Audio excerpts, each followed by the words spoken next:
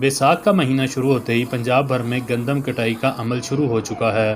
पंजाब हुकूमत ने इस साल 1400 रुपये अमदादी कीमत का ऐलान करके 27 मन फी एकड़ के हिसाब से 45 लाख मीट्रिक टन पैदावार का हदफ मुकर्रर किया था।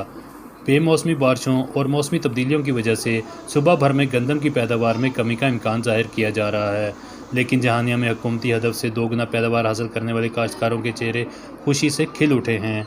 लॉकडाउन की वजह से मजदूर और मशीनरी दस्तयाब नहीं और ज़िम्मेदारों को गंदम कटाई में मुश्किलात का सामना है। हमारी फसल पक कर तैयार हो चुकी है, इसके लिए हमारे मज़दूर चाहिए, ना मज़दूर मिल रहे हैं, ना मतलब बर वक्त हमें कटाई भी नहीं हो पा रही है, अगली फसल भी लेट हो रही है और गंदम पक कर ख़राब हो रही है। लॉकडाउन की वजह से जो है ना हमें मज़दूर मिल पा रहे हैं, ना हमें मशीनरी मिल पा रही है। तो हम चाहते हैं कि लॉकडाउन में नरमी की जाए ताकि हम अपनी फसल बर वक्त काट सकें और नई फसल जो है उसके लिए ज़मीन को तैयार कर सकें।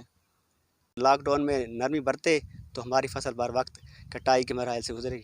ज़िम्मेदारों का कहना है कि हुकूमत लॉकडाउन में नरमी करके गंदम खरीदारी का अमल तेज़ करे ताकि वह जल्द अज जल्द गंदम फ़रोख्त करके अपनी अगली फसल काश्त कर सकें।